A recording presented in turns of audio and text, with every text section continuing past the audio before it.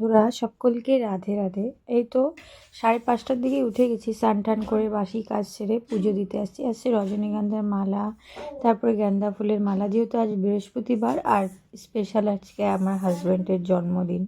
তো জন্মদিন উপলক্ষে একটু ভালো করে মাকে পুজো দিয়ে নিলাম, মাকে রজনীগন্ধার মালাটা পরিয়ে দিলাম। যেহেতু আমি এক হাতে ক্যামেরা করছি, ভালো করে সুন্দর করে যে আমাকেও সুন্দর দেখাবো তো ওটা হচ্ছে না। তো এই যে বৃহস্পতিবারের ঘটের সব রেডি করে নিয়েছি, পান কলা টলা এসব দিয়ে।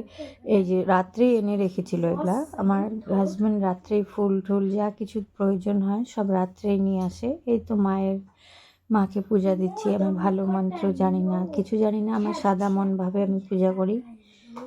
सर्वमंगला मंगल्ये शिवे सर्वदा साधिके शरण्ये त्र्यंबके गौरी नारायणी नमस्तुते।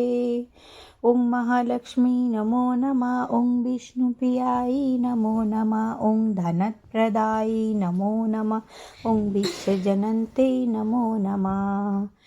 তারপরে হনুমানজির আরতি করে নিয়েছিলাম।